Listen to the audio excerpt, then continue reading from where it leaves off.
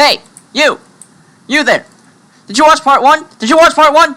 You better have watched part 1 because this is part 2.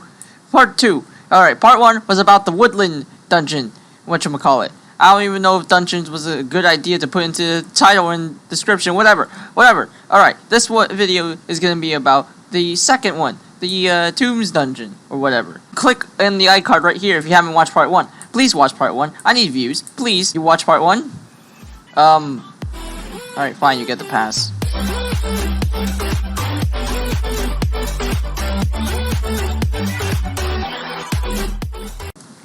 Alright, hey guys, iDSG here, and welcome to part 2 of my 12th speculation video. Technically my 13th, but you know what? It was originally supposed to be one part anyway.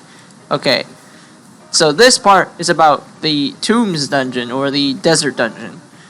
And I'll show a picture of what the area in the dungeons hub for it is right now. And this dungeon is likely to be focused on traps, Egyptian-based mobs, and parkour. There'll probably be some sort of new kind of trap that we've never seen before, like quicksand, for example, and maybe it like sinks you in and locks you into place or something while dealing damage to you. I'm not sure how exactly you'll get out of that one, except for using like the AOTE or something. But yeah. Anyways, debuffs such as poison, wither, and slowness would probably be the main click of at least the traps in this dungeon. And as for the proper entrance to this dungeon, I think that it's probably going to be past that sandstone gate that we can see on the Mushroom Desert Island. And it's going to be on a completely new island that we've never seen before, that's probably based on the desert or Egypt. As for this dungeon, it's kinda hard to say what new classes might be added, but I think I've come up with 2 possible classes that might come.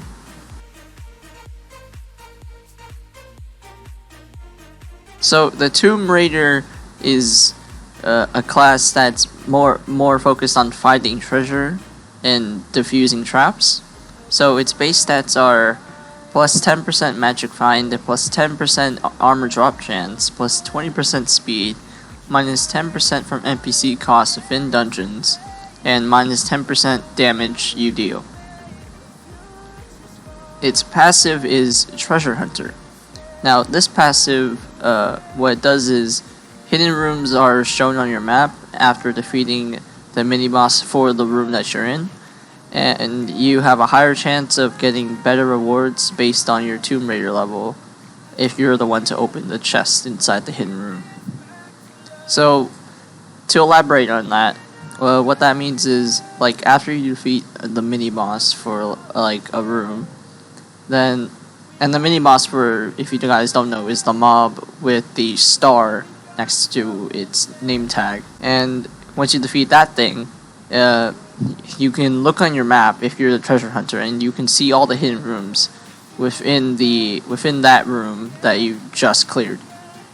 So, and then if you go into that room as the Tomb Raider and open the chest, you have a higher chance of getting better blessings and like maybe better loot too.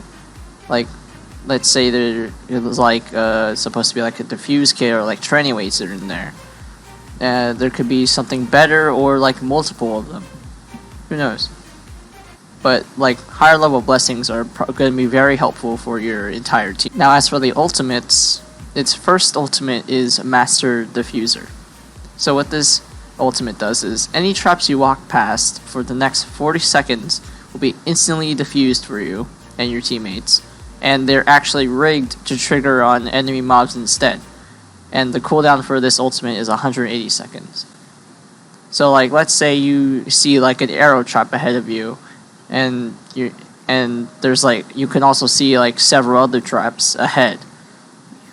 As the Tomb Raider, you can just activate this ultimate, and then you can just walk past the trap, and it'll just like jam the arrow dispensers or something for you, and then like it would, any mobs that you can like lure back, like the arrow trap will actually activate on them and damage the mobs instead. So I think that's a pretty decent ultimate for just clearing the dungeon faster. And you won't have to worry about not being able to defuse like the arrow traps and stuff, because you got this ultimate. Now its second ultimate is Smoke Bomb. And what this ultimate does is you throw down a smoke bomb that confuses all mobs stood inside it in its 6-block radius. And inside the smoke bomb, you cause the mobs stood inside it to attack each other for 5 seconds. And the cooldown for this ultimate is 500 seconds. Now, like 5 seconds seems pretty short, but in reality, like, it's actually pretty long inside like a fight. If your team is in like a desperate situation and like you need to get out, then you can just use this ultimate, like throw it down on like the huge gang of mobs that are in front of you, and then they'll just get super confused if they happen to be caught inside it, and just go ham on each other. Like even like the mini bosses, I say, could like just aggro on its other like teammates basically. And I think that's actually pretty cool. Now, as for the Tomb Raider's ghost abilities, its first ghost ability is Poison Dagger. Now, what this this ghost ability does is throw a poison dagger that inflicts damage equal to 1/3 of your last hit whilst alive, that lasts 15 seconds onto your target, and the cooldown is 60 seconds. So, to elaborate more on this, so let's say you're like about to die, and your last hit before you die is like this ability would take 1/3 of that last hit and deal damage to that, and it's like a poison effect. So that 1/3 damage will last 15 seconds. So like it'll keep doing that same amount of damage. So like let's say you hit for like, I don't know, 30,000, and then like and then 1/3 of that is 10,000. So you're doing 10,000 for 15 seconds to that mob that you throw this dagger to. So that would be like 150,000 damage or something total, which is pretty decent if you can do a high amount of damage with this class. Now, its second ghost ability is Magic Find Potion. And this is pretty self-explanatory, but what it does is you throw a Magic Find Potion that grants all teammates 10 Magic Find, and also plus 2% armor drop chance for 60 seconds, and its cooldown is 180 seconds. Now, as for the Blood Doctor class, its only base stat is minus 10% max HP, and its first passive is Antibiotics. And what this passive does is all teammates around you in a 5-block radius are not affected by negative potion effects as long as you're alive. So, like, let's say there's like a boss applies like a wither or like poison to you, and you are having like massive trouble dealing with that. If you have a Blood Doctor on your team, then as long as that person's alive and you're around them, you're good. You won't be affected by it. Now, its second passive is Pure Blood Type. And what it does is any HP that you give to your teammates also grants them regen 3 for 10 seconds. And this would work with like any like healing, like Zombie Sword, for example. Like you can use Zombie Sword and it would give your teammates regen 3. But it doesn't stack or anything. It won't refresh the timer either. So like after the 10 seconds is up, that's when the passive will activate again. It basically has a 10-second cooldown after you heal once. Now, as for the ultimates, its first ultimate is Blood Transfusion.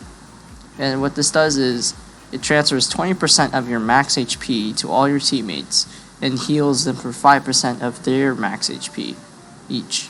And the cooldown for this ultimate is 60 seconds. So you basically just give some of your life to heal all your teammates, no matter where they are in the dungeon. Like, they could be like, I don't know, like 200 blocks away from you, and they would still get the heal, as long as you activate this ultimate. And now this ultimate can kill you if you are below or at 20% of your max HP. Then you're just gonna die straight up when you use this. Okay, now its second ultimate is Leeches. And what this does is you just throw out Leeches, and the Leeches survive for 10 seconds. And the Leeches drain the HP of their victims, and their damage is based on your blood doctor level. And you heal the full amount of HP that they drain on each hit. And the cooldown for this is 500 seconds. So, like, this is the blood doctor's one way of staying alive to help their team. It's a bit of a strange ability, but I think it would work really well because lifesteal and vampirism are nerfed severely in dungeons. So this will give the blood doctor some much needed regen if they're like having trouble. Like, they can like run, or like they could just run and let their leeches do all the work, and they would still get the HP. So as for the blood doctor's ghost abilities, its first ghost ability is Painkiller. And what this does is you can give your nearest teammate a needle. It's just going to be an arrow that you can right click. And when you use this Painkiller, it grants that person regen 8 and weakness 8 for 8 seconds. And the cooldown for this is 60 seconds. It's like an emergency regen thing if your team is having like trouble because their only healer has died. Or I feel like these healer classes should also be like one like healer type class per dungeon. I don't think you should be able to have the healer and the blood doctor, because that would be kinda busted. Not gonna lie. Okay, as for its second ghost ability, it's Sacrifice. Basically, it's like a suicide. So you eliminate yourself from the run, but you revive all your fallen teammates. So this is like a absolute last resort. If like you're dead and all your team is about to die, and you have like one guy left who stands like no chance, like maybe it's like the archer, then you're in the boss room. You're like, oh crap, how are we gonna finish the run? And your team's just like, use your damn ghost ability, and then you just right click this ability, and you just you cannot be revived again. Like, once you use this, you can't be revived again. Like, but all your fallen teammates are fully healed and recovered. But so it gives you a second chance at trying to clear the run, but without you. It's an absolute last resort, and I feel like that's gonna be it for the blood doctor. So that's basically all I have for this video. Hope you guys enjoyed this 2-part speculation episode. If you did enjoy the video, be sure to leave a like, comment, and subscribe, and don't stop gaming, guys. Peace out.